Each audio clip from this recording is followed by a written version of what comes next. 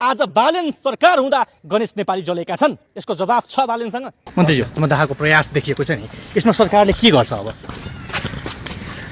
दाहाडे आत्मदाह गर्दैछन्, ट्राफिकको ज्यादती त्यस्तै छ, गृह प्रशासनको ज्यादती त्यस्तै छ, के भन्नुहुन्छ मन्त्रीज्यू? यस्तो छ अवस्था, मन्त्रीहरू जवाफ दिन खोज्दैनन्। एक किसिमको ज्यादती जुन सरकारको छ, हिजो पनि एकजना सुकुम्बासी होल्डिङ सेन्टरको महिलाले पनि भन्नुभयो, म 1 लिटर पेट्रोल लिएर बसिरहेको छु, मेरो अन्तिम विकल्प त्यही हो भनेर भन्नुभयो।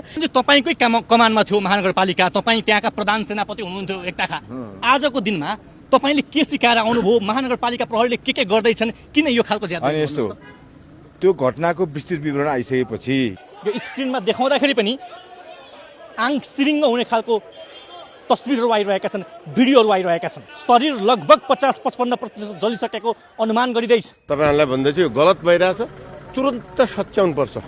मेरो व्यक्तिगत विचार भन्नुहुन्छ भने तुरन्तै सच्याउनु पर्छ। कसले सक्छ? सम्भव छ? गरिब मान्छेले एउटा 10,000 50,000 तपाईँको जरिमानाहरू सम्भव छ? यो असम्भव कुरा हो।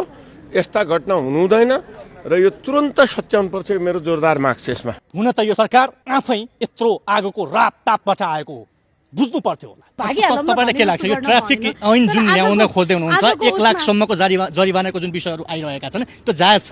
तिर्न सक्छ नेपालको नागरिक? मेरो त्यसमा स्पष्ट धारणा के छ भनेदेखि जिम्मेवारको मान्यज्यू, जिम्मेवारको होइन, त्यो पहिला घटनाको विस्तृत कुरा थाहा हुनु पर्यो नि त। यो राज्य यसको दोषी छ। खालि चाहिँ नागरिकलाई तर्साउने मात्रै, फाइन मात्रै लगाउने होइन। यो सरकारको दोषी देख्छु म त।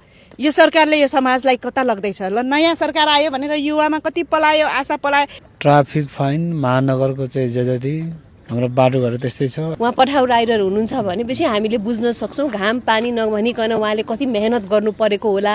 त्यसमा राज्यले उहाँलाई अब फेरि नेपालमा समस्या छ नि, पार्किङ काहीँ पनि छैन। हामीलाई पनि त्यो समस्या धेरै पटक भइरहेको छ। पार्किङ काहीँ समस्या आउँदैन। 1 मिनट गाडी रोकियो भने, बाइक रोकियो भने ट्राफिक प्रहरीहरूले जुन किसिमको व्यवहार गर्नुहुन्छ, जसरी उहाँहरूलाई निर्देशन भएको छ फाइनहरू लगाउने, आफ्नै जीवनयापनसँग लडिरहेको, परिवारको पालन पोषणसँग लडिरहेको मान्छेलाई 500,000 रुपियाँको फाइन पनि ठुलो हुन जान्छ। स्थानीय तहको त अझ छोटे राजाहरू भएका छन्। ओहो, हामी नै नेपाली सेना हो भन् ठान्छन् आफूलाई। त्यस अर्थमा यस्ता खालका गतिविधिहरू जसले गर्दाखेरि आज गणेश नेपाली जस्ता पात्रले आफ्नो शरीरमा पेट्रोल मात्र खन्याएका छैनन्, राज्यको अहिलेको सुशासनको डङ्कामाथि पेट्रोल खन्याएका छन् र आगो लगाइदिएका छन्। फाइन बढी भयो भने मात्र ट्राफिक नियम पालना गर्ने खालको साइकोलोजी पनि आम जनमानसमा चाहिँ छ है। त्यही साइकोलोजी लिएर त सरकारले काम गर्न भएन नि। त्यही साइकोलोजी लिएर मात्रै सरकारले काम गर्न भएन। हामीले प्रेम आचार्यको विषयमा तत्कालीन सरकारलाई खुब लतार्यौँ।